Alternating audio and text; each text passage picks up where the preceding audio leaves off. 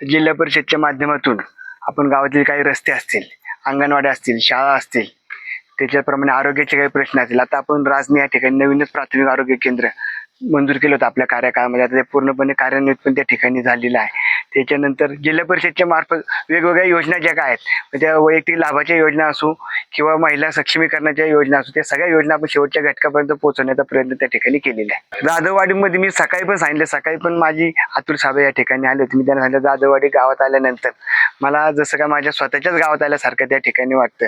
पण जाधववाडीतले प्रत्येक वस्तीवर गेलं, घरात गेलं तर ते लोक कधीच कोणती समस्या सांगत नाही. जसं यांनी सांगितलं समस्या कानावर आली नाही, याचा अर्थ असं की ह्या लोकांनी जे काय आपण काम केलेलं आहे त्या कामावरती सगळी मंडळी खुश आहेत आणि भविष्य काय जी काय उर्वरित काम आहेत ती येत्या काळामध्ये त्या ठिकाणी नक्कीच आपण पूर्ण करण्याचा प्रयत्न त्या ठिकाणी करू.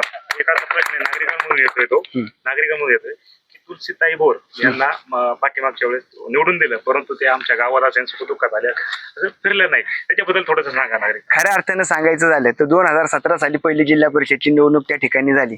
2017च्या निवडणुकीनंतर मार्च 2017ला जिल्हा परिषदचा कार्यकाळ खऱ्या अर्थाने त्या ठिकाणी चालू झाला.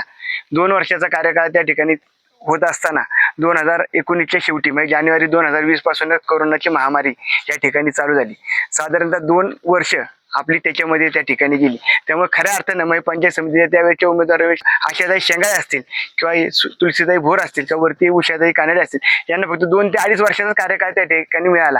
आणि त्यानंतर कोरोना नंतर जे काही सरकारी धोरणं होती त्याच्यामुळे निधी हा काही आपल्याला काम करण्यासाठी मिळाला नाही. पण शेवटच्या टप्प्यामध्ये जेव्हा 2022 साली आपला कार्यकाळ संपत आला त्या काळामध्ये आपण भरपूर असा निधी त्या ठिकाणी जवळपास या कळम-चांडोली जिल्हा परिषद गटामध्ये आपण 50 ते 60 कोटीची कामं त्यावेळेस त्या ठिकाणी कळम-चांडोली जिल्हा परिषद गटातील सर्वच मतदार बंधू आणि भगिनींना अशी मनपूर्वक विनंती आहे की ज्यावेळेस साहेबांनी जे आपले 3 उमेदवार दिलेले आहेत, म्हणजे जिल्हा परिषदला तुलसीताई भोर असतील, वरती कळम पंचायत समिती गणातून आमच्या उषाताई कानडे असतील आणि खऱ्या अर्थानं 35-40 वर्षांनी न्याय मिळालेले आमचे रमेशराव खिल्लारी असतील, त्यांच्या सौविद्य पत्नी सीमाताई खिल्लारी यांना खऱ्या अर्थाने उमेदवारी देऊन साहेबांनी या ठिकाणी दाखवले की सामान्य कार्यकर्त्यालाच मोठं करायचं काम फक्त राष्ट्रवादी काँग्रेस पक्ष करू शकतो. तर या सर्व 3 महिला उमेदवारांच्या पाठीमागं मतदान रूपी आशीर्वाद देऊन येत्या 5 तारखेला यांना प्रचंड मतांनी तुम्ही निवडून द्या.